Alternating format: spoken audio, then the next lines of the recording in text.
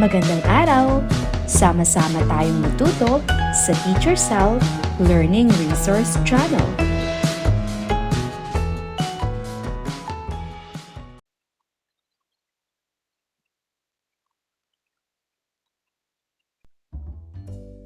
First Term Examination Reviewer in EPP ICT4. Ano ang malware? C. Software na maaaring makasira sa device o kumuha ng impormasyon. Alin ang isang output device? D. Monitor. Bakit mahalaga ang privacy settings?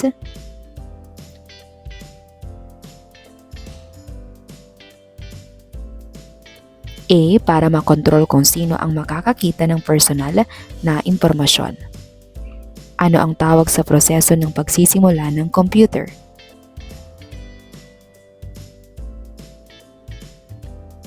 B. Booting.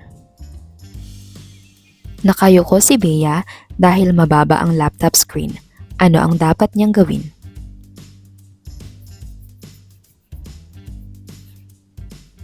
C. Ayusin ang taas ng screen at umupo ng maayos. Alin ang personal na impormasyon na hindi basta dapat ibahagi online?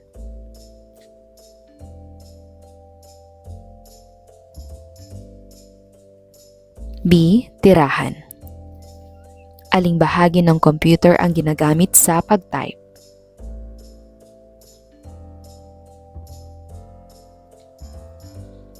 A. Keyboard. Nakatanggap si Carlo ng email na may maling spelling, humihingi ng password at may kakaibang link. Ano ito?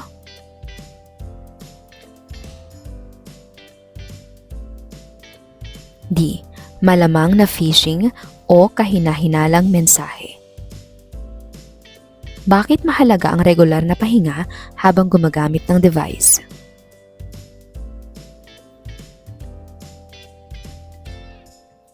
C. Para makapagpahinga ang mata at katawan at makagalaw. Gumawa si Nina ng report at gusto niya ng kopyang nasa papel. Ano ang gagamitin niya? B. Printer. Alin ang responsabling paggamit ng computing device? D. Gamitin ito sa tamang gawain, ingatan at sundin ang oras ng paggamit. Ano ang wastong posisyon ng likod habang gumagamit ng computer? A. Tuwid at maayos na nakasuporta. Bakit dapat gumamit ng password na mahirap hulaan?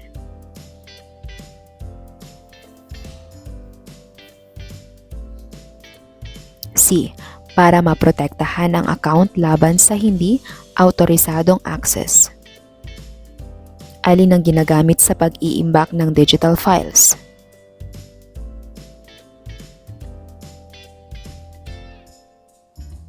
C. Flash drive.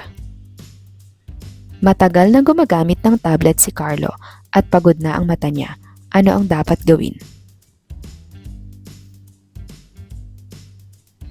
D. Magpahinga, tumingin sa malayo at mag-unat. Ano ang tawag sa mapanlinlang na mensahe o website na kumukuha ng password? A. Phishing. Bakit mahalaga ang computing devices sa komunikasyon?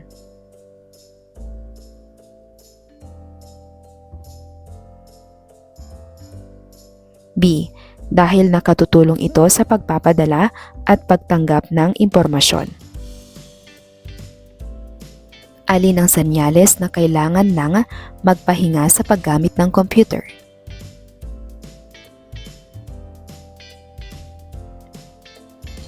D. Pagod na mata o pananakit ng leeg. Nakatanggap si Rosa ng mensaheng humihingi ng password kapalit ng premyo. Ano ang dapat niyang gawin?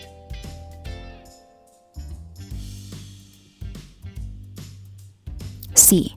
Huwag i-click at sabihin ito sa pinagkakatiwalaang nakatatanda. Gagawa si Liza ng mahabang report. Kukuha naman si Marco ng mga larawan sa field trip. Ano ang ipinapakita nito?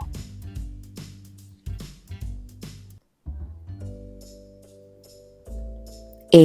Iba-ibang device ang maaaring gamitin ayon sa gawain. Bakit mahalagang i-shutdown ng tama ang computer?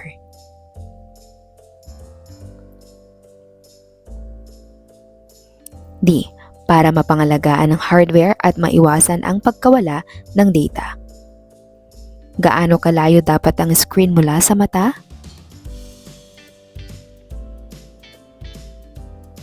B.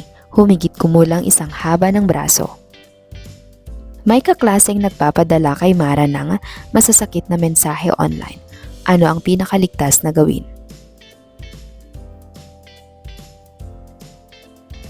D. Huwag makipagtalo, i-block o i-report at magsabi sa nakatatanda. Anong mouse action ang gumagamit ng dalawang mabilis na click?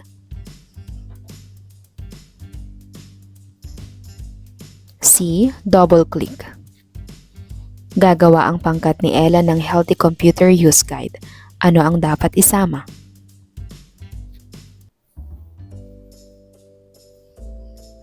A.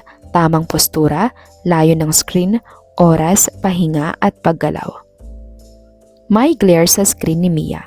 Ano ang dapat niyang gawin?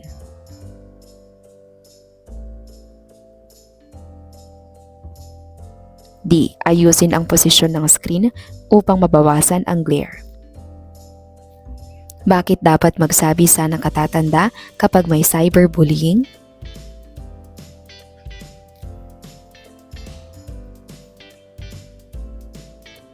B. Para makahingi ng tulong at ligtas na payo.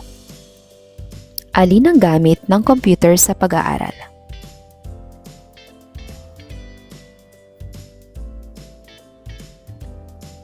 C. Pagsasaliksik at paggawa ng dokumento.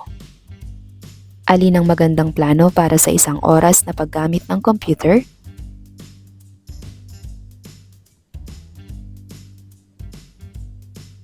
D. Umupo ng maayos, panatilihin ng tamang layo at magpahinga paminsan-minsan. Gumawa si Ben ng bagong online account. Paano niya mapoprotektahan ang kanyang impormasyon?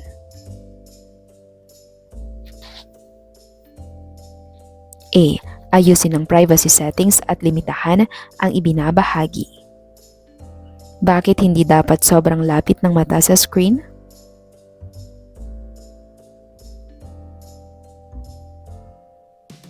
B. Para maiwasan ang pagod sa mata at mapanatili ang tamang postura. Tapos na si Paulo sa kanyang file. Ano ang dapat niyang gawin bago patayin ang computer?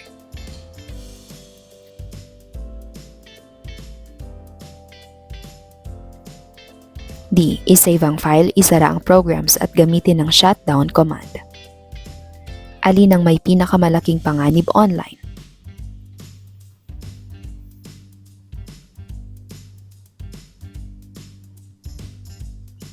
B. Ibinigay ni Marco sa estranghero ang buong pangalan, tirahan at contact number. Paano nakatutulong ang balancing screen time sa kalusugan?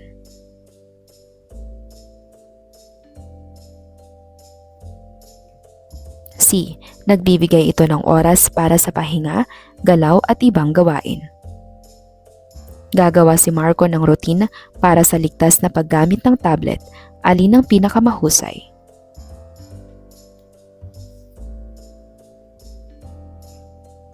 D. Tablet task, maikling pahinga, task muli, gawaing walang screen. Nagpahinga na si Tomas pero masakit pa rin ang mata at leeg niya. Ano ang dapat niyang gawin?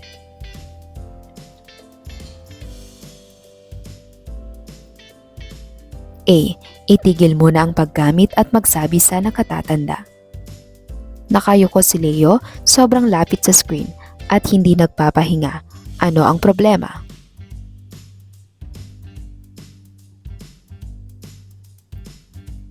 C.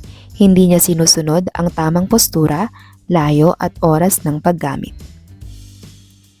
Alin ang pinakamahusay na paraan ng paggamit ng internet ng mag-aaral?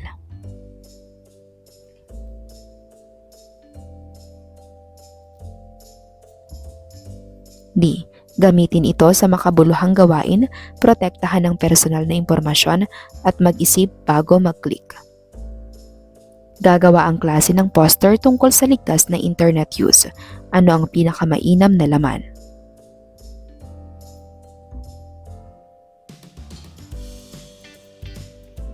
A.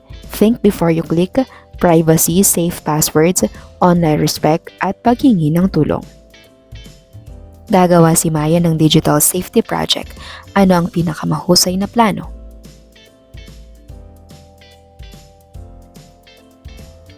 B.